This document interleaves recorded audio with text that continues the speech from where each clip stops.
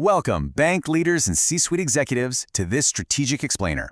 Today, we're unpacking the absolute latest findings from the McKinsey Global Banking Annual Review for 2026. Now look, on the surface, your industry is celebrating a golden era. I mean, you are literally richer than ever. But beneath these record-breaking profits lies a hidden structural burning platform. So today, we're going to explore the massive strategic threats lurking just out of sight and figure out exactly what it's going to take to maintain your market relevance amid some truly unprecedented disruption. Okay, let's dive into this. Here is our roadmap for today's strategic briefing. First, we'll cover the record profit illusion, then the end of customer stickiness, followed by the agentic AI threat, rebuilding money's plumbing, the zero grace period, and finally, strategy, precision with speed. We are going to use the bottom line up front method here, or BLF, meaning we'll diagnose the core existential threat to the traditional banking model right away, before outlining the exact strategic imperative you absolutely need to survive. All right, part one, the record profit illusion, and why it's creating a false sense of security. Before we get into the threats, I want to acknowledge the incredible surface-level success the banking sector achieved in 2025. Honestly, you've navigated shifting geopolitical dynamics, high interest rates, and complex post-crisis restructuring brilliantly. Just wrap your head around this number: $1.3 trillion in global net income in 2025. Trillion, with a T. That's up 7% from the previous year's record-setting tally. Plus, balances across deposits, loans, and assets under management grew by 6.5%. By every single one of these metrics, banking is the most profitable industry on earth right now. You've built incredibly strong balance sheets and generated massive surplus free cash flow. But here's the hidden rot. What's truly fascinating and kind of scary is the stark contrast happening right underneath those numbers. Despite those $1.3 trillion in record profits, banking continues to suffer from the lowest price-to-book and price-to-equity ratios of literally any global industry. And your return on tangible equity? It's starting to shrink again. Look, while investors are absolutely thrilled to take your short-term cash and your dividends, these dismal valuation ratios prove they are heavily discounting the long-term relevance of incumbent banks. To put it bluntly, they just aren't buying into your future. So, let's look at why. Moving to part two, the tipping point, the end of customer stickiness. For decades, let's be real, the banking model was built on customer inertia. People stayed with their bank because moving their money was just a massive headache. It was inconvenient, slow, and full of friction. And that stickiness drove your enormous profitability. And this brilliantly illustrates how attackers are finally breaking through that barrier. For years, incumbents treated fintechs as these small, irritating challengers. Well, not anymore. Neobanks like Revolut in Europe and Nubank in Latin America have completely shattered the traditional growth versus performance frontier.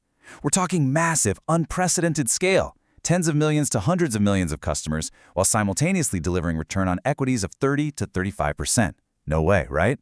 It completely upends the traditional understanding of a bank's limits. And guys, they're winning the battle for the customer's heart. Mature fintechs now count for roughly 17% of combined banking and fintech revenues.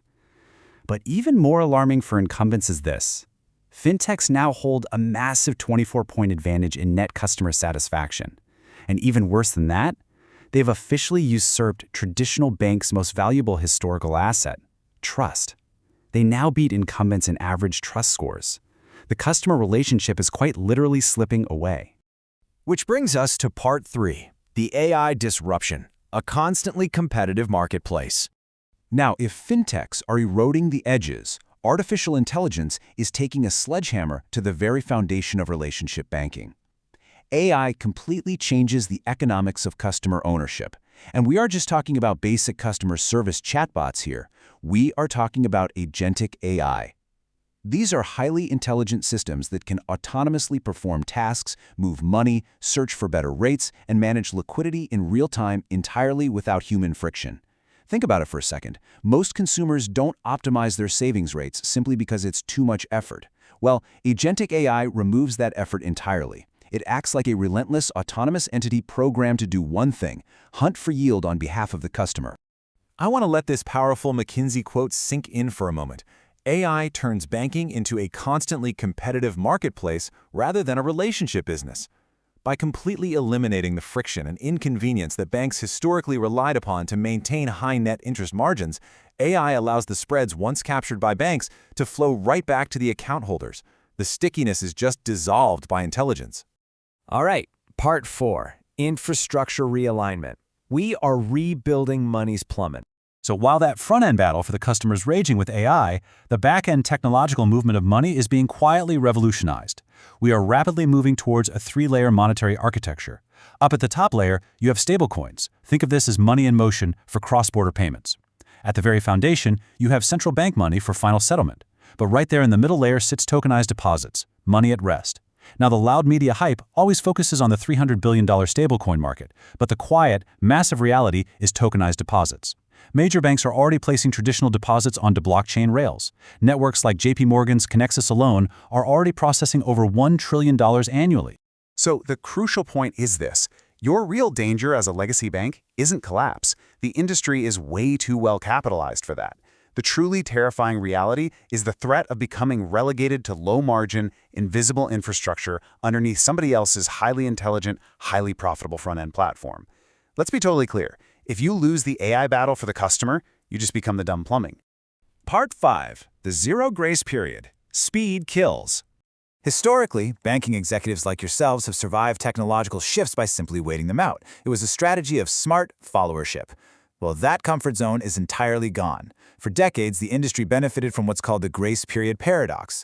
Older demographic groups, who also just happen to be the bank's most highly profitable clients, historically delayed adopting new digital technologies. Because your biggest revenue drivers were slow to change, it essentially subsidized the incumbents' slow and clunky digital transformations. You could afford to be slow because your best customers were slow. But this builds into an absolute crisis when we look at adoption timelines. To reach 45% of the U.S. working-age population, digital banking took 15 years. Generative AI? It took just 2 years. That is staggering. The generational gap has completely collapsed. Younger and older populations are adopting AI almost simultaneously. So that old smart followership strategy? It's officially dead. Speed is no longer optional, it is strictly mandatory. Which brings us to our final section, the strategic imperative. Precision with speed. Here is your concrete playbook for survival. To avoid becoming invisible infrastructure, banks absolutely must shift from slow, risk-averse legacy models to agile, multi-speed organizations. First, you need dynamic, real-time customer segmentation. You've got to run continuous micro-campaigns and hyper-personalized engagement. Second, you absolutely must build leaner, AI-native core infrastructure because frankly, you cannot build intelligent banking on dumb, siloed data. Third, you've got to adopt a portfolio-based, fail-fast execution model to test solutions instantly. And fourth, you need active capability pipelines through rapid M&A and fintech partnerships. Bottom line, you need to learn faster than your competitors.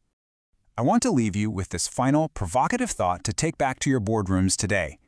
As agentic AI strips away customer inertia, will your bank own the intelligent platform, or will you just be the invisible infrastructure beneath it? The clock is ticking, and there's no grace period this time around. The choices you make today will literally define your relevance tomorrow. Thank you so much for joining me for this strategic briefing of the McKinsey Global Banking Annual Review.